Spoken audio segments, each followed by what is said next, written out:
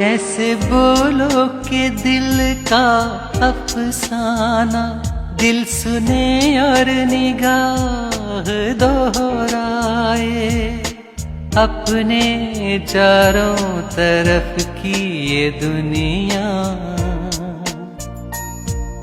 सांस का शोर भी ना सुन पाए, ना सुन पाए।